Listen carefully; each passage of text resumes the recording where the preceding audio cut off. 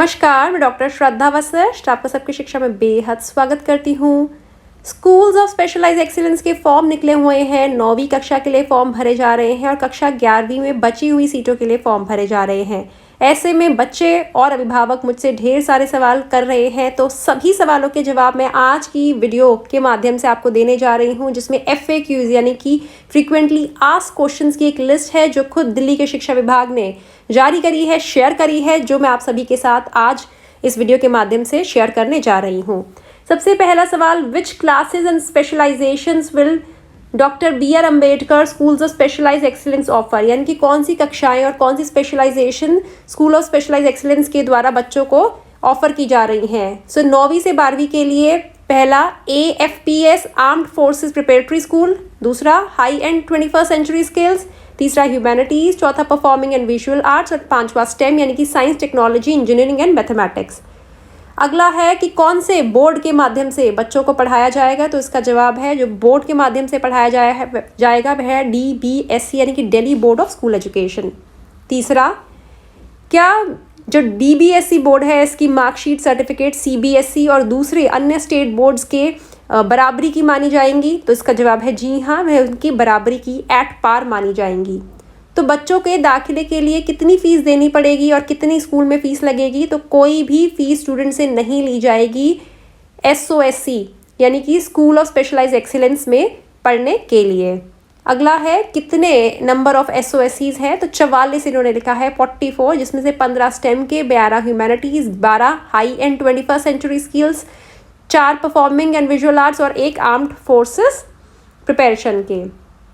तो इसमें अगला क्वेश्चन है, क्या SOSC एक दूसरे अन्य प्राइवेट स्कूल से कैसे भिन्न है, तो इसमें यह बताया गया है कि इसमें स्टूडेंट्स को बहुत ही एस्पिरेशनल करियर पाथ के लिए तैयार किया जाता है। सब्जेक्ट्स को इस तरीके से डिज़ाइन किया गया है कि वह स्टूडेंट्स को बेहतर बनाए ताकि आगे जाके वह टॉप यूनिवर्सिटीज़ में दाखिला भी ले सके और उन्हें एम्प्लॉयमेंट अपॉर्चुनिटीज़ भी बेहतर मिल सके। साथ ही साथ उन्हें एक्सपोजर भी दिया जाएगा और रिगरस ट्रेनिंग भी दी जाएगी।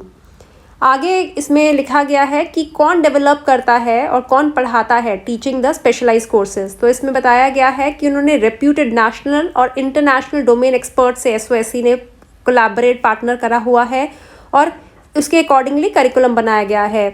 पार्टनर्स इंक्लूडेड हैं IIT Delhi, NIFT Delhi, Vidya Mandir, global music institute, Manipal academy of higher education, TIS, lend a hand among others. और कई कोर्सेज में तो फैकल्टी डिप्लॉय की जाती है नॉलेज पार्टनर्स के थ्रू और बाकी में टीचर्स पढ़ाती हैं जो एग्जिस्टिंग टीचर्स हैं।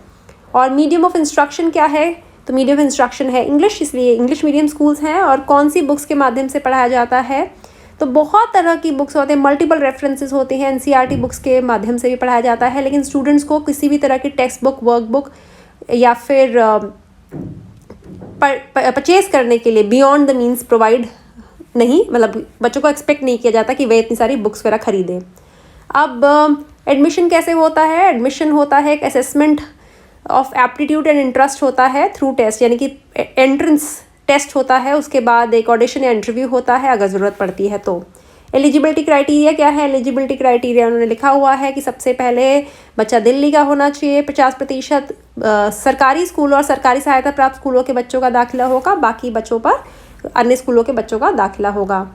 और एज कितनी होनी चाहिए कक्षा 9वीं में दाखिले के लिए, तो एज होनी चाहिए कि बच्चा 13 साल पूरा कर चुका हो 9वीं में दाखिले के लिए और 15 साल से कम हो, या फिर इसका मतलब है 13 या 14 साल बच्चे की उम्र हो 31 मार्च 2024 को।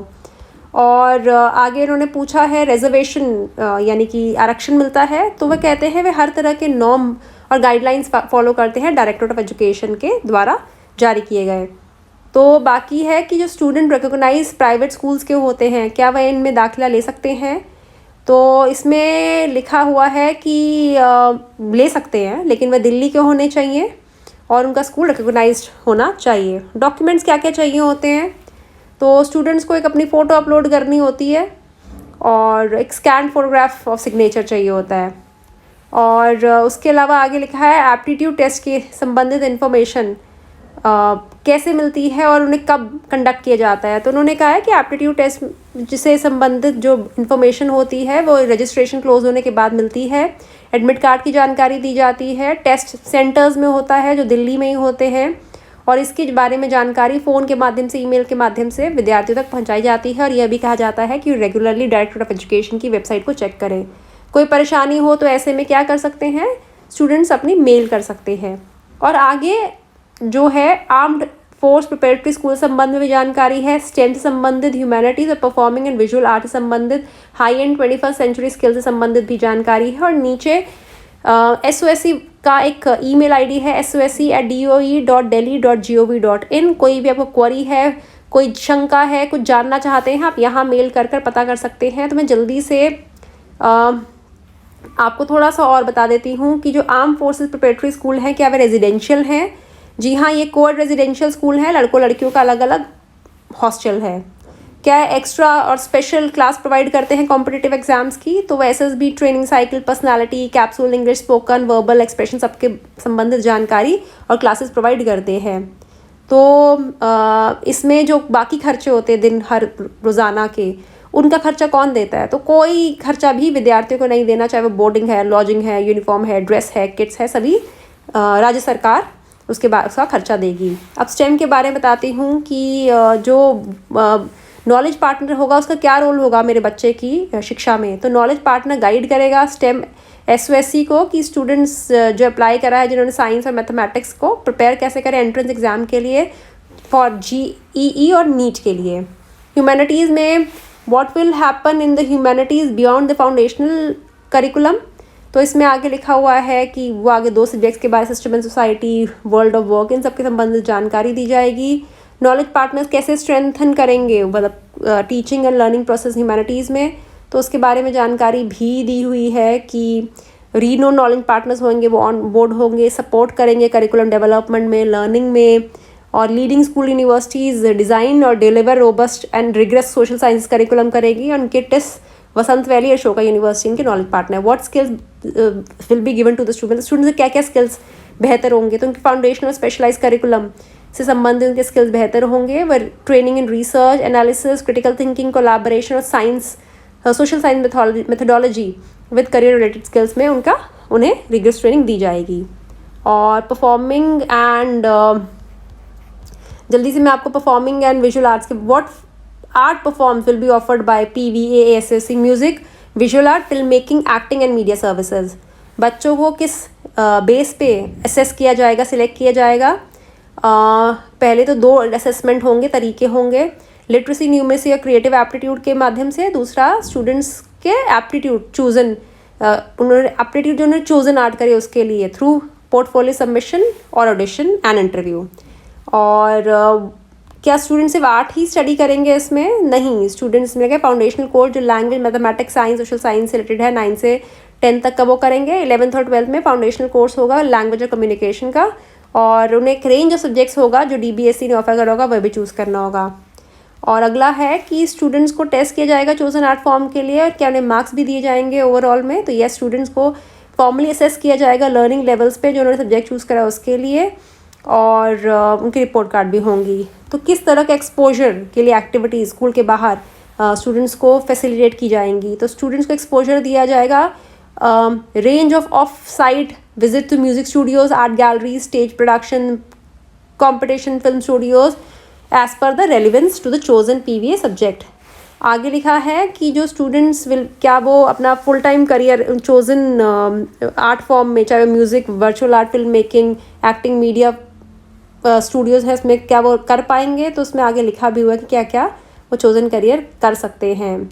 और किस तरह का प्रैक्टिकल एक्सपोजर दिया जाएगा उसके बारे में यह भी लिखा है कि उन्हें ऑन पोर्टफोलियो बनाएंगे अपना, और प्रैक्टिकल एग्जीक्यूट करेंगे अपने स्किल्स को। Short term project, internship, participation, competition के तहत भी उन्हें प्रैक्टिकल एक्सपोजर दिया जाएगा। और लास्ट है high and 21st century skill. कौन सी स्पेशलाइजेशन ऑफर की जाएगी? Coding, digital media design, electro mechanical production, finance and accounts, fashion designing, aesthetics and robotics.